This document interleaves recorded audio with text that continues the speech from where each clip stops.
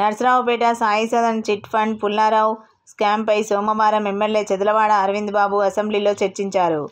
ఈ సందర్భంగా వారు మాట్లాడుతూ చిట్ ఫండ్ మోసాలు అధికంగా జరుగుతున్నాయని అన్నారు. సాయి సాధన చిట్ ఫండ్ అధినేత పుల్లారావు ఎటువంటి రిజిస్ట్రేషన్ లేకుండా కోట్ల రూపాయలు తీసుకుని ప్రజలను మోసం చేశారని అన్నారు.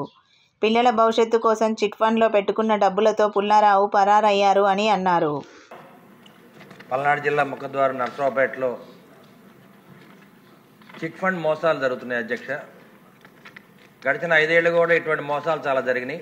కానీ మన ప్రభుత్వం వచ్చిన తర్వాత సాయి సాధన పుల్లారావు గారని వాళ్ళ కుటుంబ సభ్యులందరూ కూడా ఒక చిట్ ఫండ్ రన్ చేస్తూ ఎక్కడ కూడా రిజిస్ట్రేషన్ లేకుండా ప్రజలను మోసం చేయడం జరిగింది అధ్యక్ష.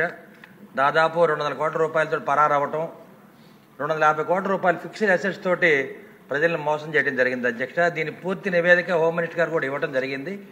అదేవిధంగా రిజిస్ట్రేషన్ అండ్ ఎన్ఫోర్స్మెంట్ డైరెక్టరేట్ ద్వారా దీని మీద సమగ్ర విచారణ చేయాలి.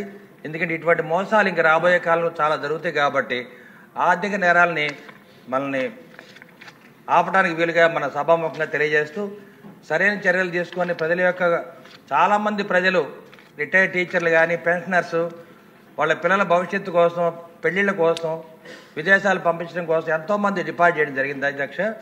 మరి దీని మీద ఒక పోలీసు ఆఫీసర్ కూడా దీంట్లో నిందితుడిగా ఉన్నాడు. వీరి మీద సమగ్ర విచారణ చేయమని సభాముఖంగా తెలియజేస్తున్నారు అధ్యక్ష. లోకం నాగ మాధవ్ గారు.